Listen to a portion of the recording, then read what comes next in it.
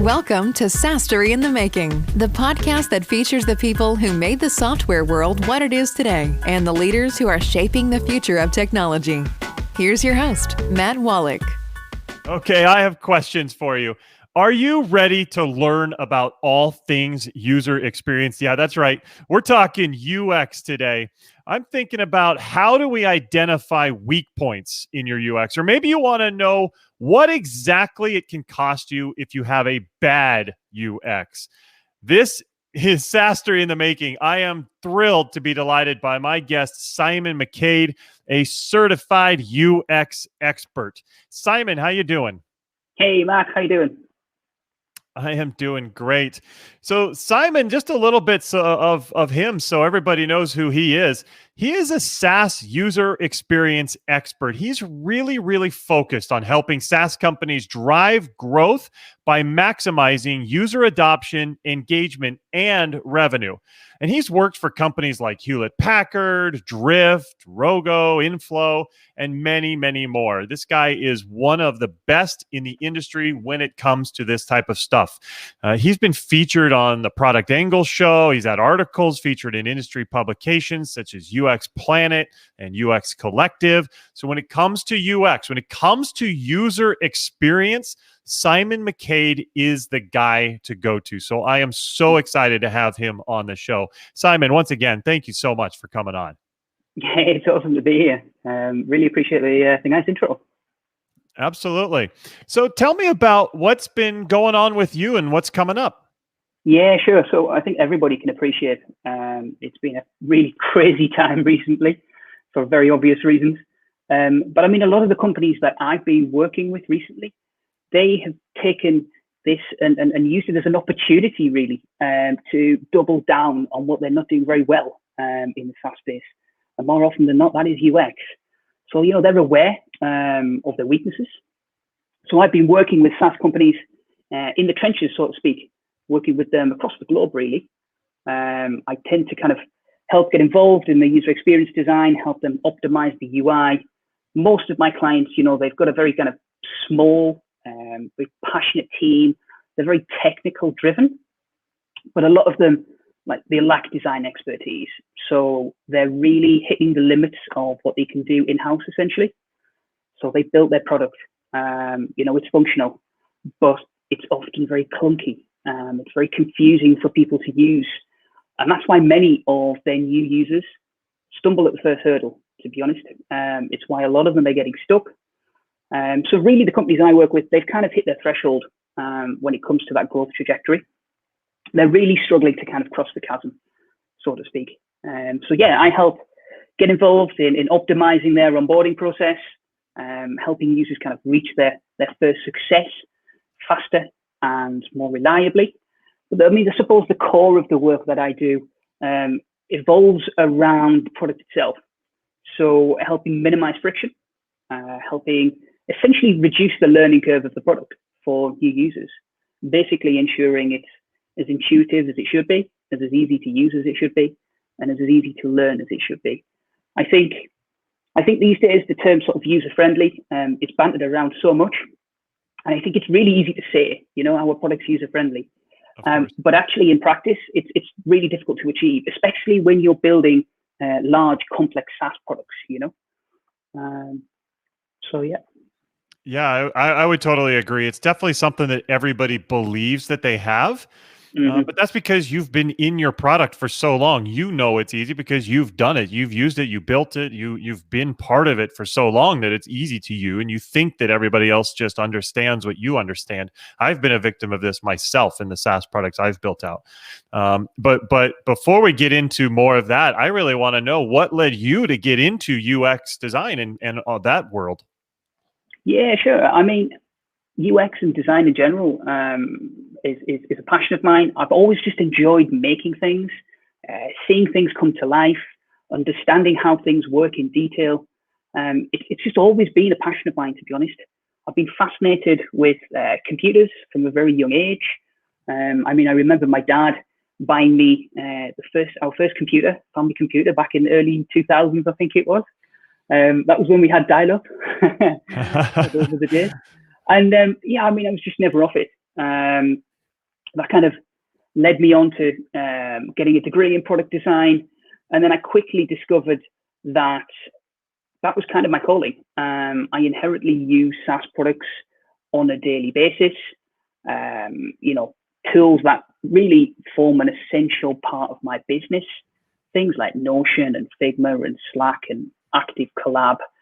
All of these products are SaaS products that I use to run my business. So I discovered a love for them quite early on, really, and felt like it was my calling. I mean, UX design and design in general is about solving problems. That's essentially what designers are. We're problem solvers at heart, really. Yeah, that makes a lot of sense. And I know you mentioned it earlier, UX, UI. For those of us like me who don't work in that every day, I think too many of us kind of lump those together and put UI and UX as kind of just all one thing. And I would think, just going back to when I was starting companies in the SaaS world, I am guilty of that for sure. I would definitely just think of UI. I think everybody talks about UI much more than UX. They don't actually think about the user experience. So how would you explain the difference between UI and UX for those of us who are like me and kind of bundle them together? To be fair, I think the design community contributes to that confusion as well. We have so many different titles within our space, whether it be UX researcher, usability analysts, UX designer, product designer, interface designers. I'm not surprised everyone's confused by it. It confuses me at times. But essentially, if we look at the core of it, both UX and UI are absolutely crucial to the product success, but they are different. UX is everything that can be experienced by the user, albeit in the real world or, in my case, in the digital space when I'm designing SaaS products. It considers everything that shapes the whole experience. So everything from how the user feels to how easy it is to accomplish a task or how efficient they can do X, Y, and Z. Whereas UI, or interface design, user interface design, is more about the overall visual design. So it's what you see, it's the aesthetics essentially. And that considers all the visual elements that make up a particular screen. So that might be things like the navigation, it might be buttons, the icons, typography, color, etc., etc. But yeah, I mean, in layman's terms, you're looking at UX being how it works, and UI what it looks like. I mean, it must be said that there is an overlap between the two. I think that's obvious, and I think that's why there's a discrepancy. But the two can't sort of thrive without each other either. Yeah. Sure, that makes sense. I would say it feels like a lot of software companies forget about UX, or they think about it too late. Do you feel the same way, Simon? Are too many software companies not really putting enough focus on UX? Absolutely. Yeah, I completely agree. I think they tend to prioritize the product's technology, Obviously, early stage companies, they have very limited resources. And I think that's why developers and founders, they get so involved in the design early on of the product. They just end up doing it themselves. And I can understand that, but at the same time, there's a huge opportunity cost there. Developers aren't designers, right? And you don't want to be using your resources to pay people to do things that are completely outside of their area of expertise. So I think ignoring design can have a big impact on the product, but as well as the business. I mean, the average dollar that's invested in UX brings about $100 in return. So the ROI is huge. Wow. I mean, 40 to 60% of users who try a product for the first time never return.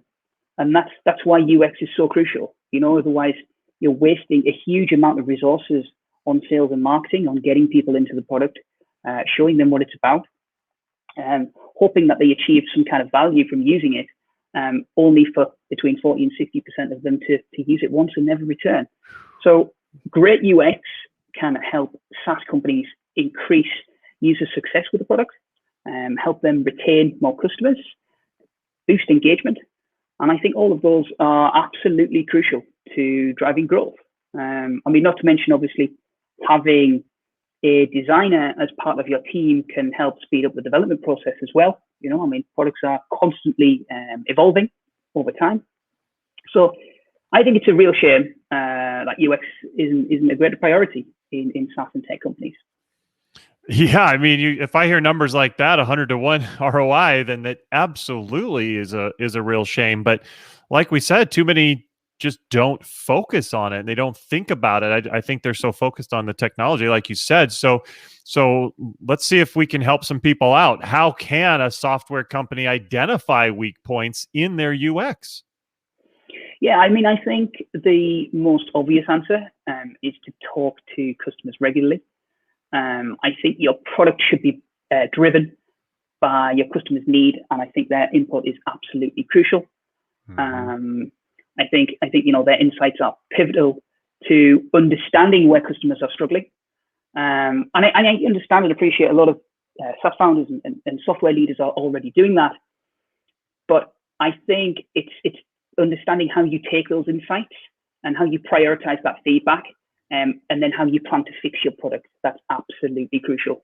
It's all right knowing you know, what you need to fix and how you need to fix it, but going about and implementing those changes is a big challenge for them.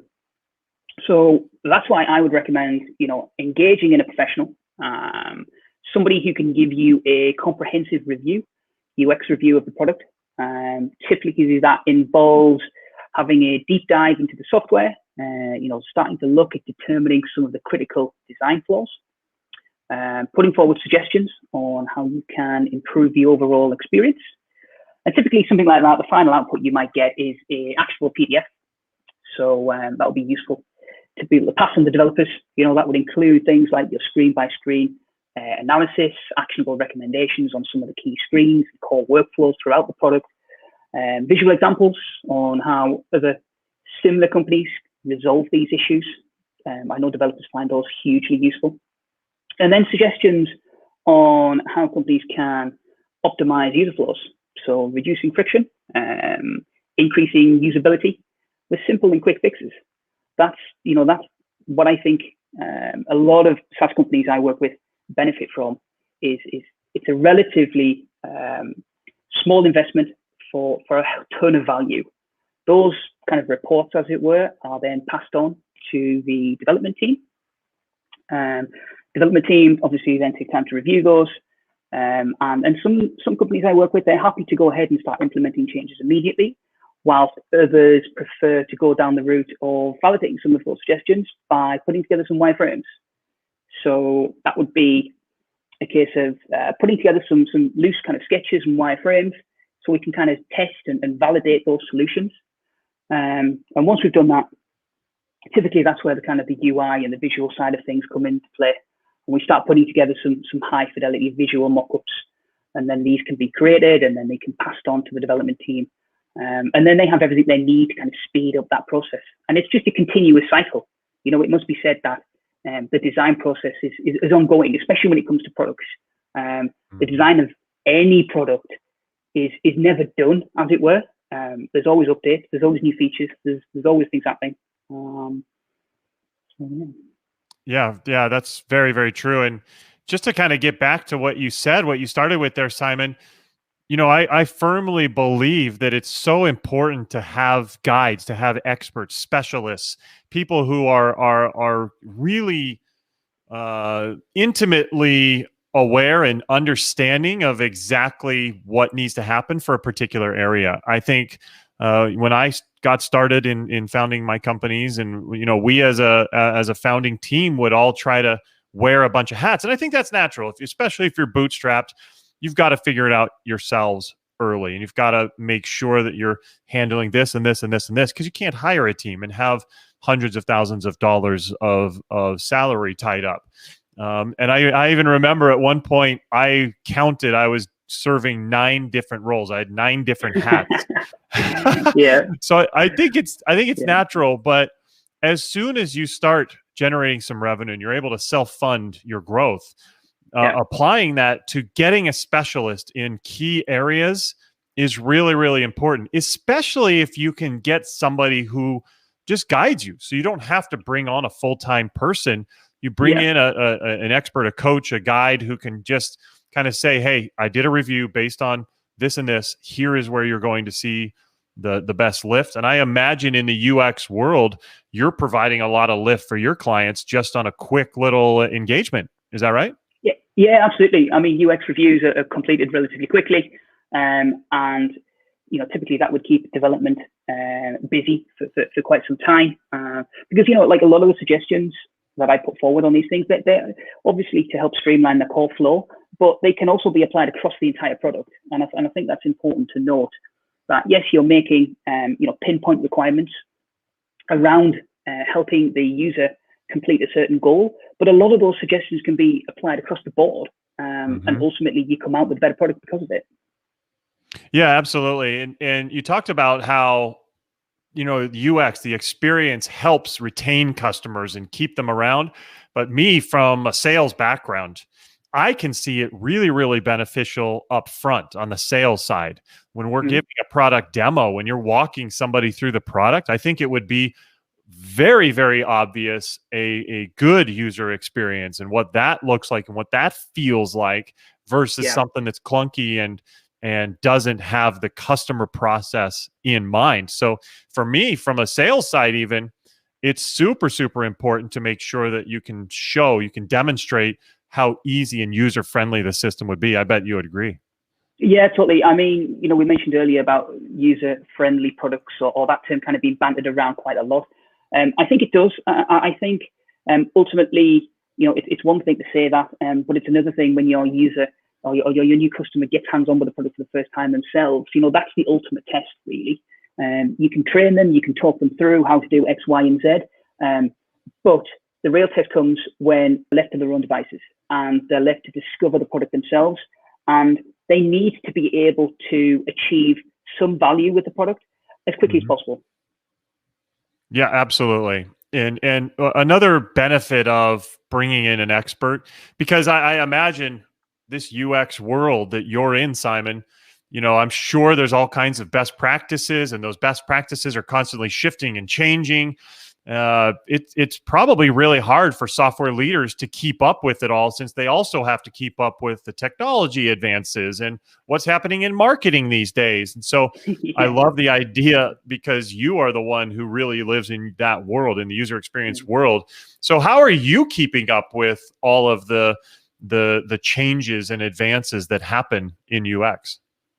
Yeah, I mean, it can be tricky, I mean, the world around us is constantly shifting, it's moving, especially as we see the introduction of new technologies and new ways of working and obviously ways of interacting with new products.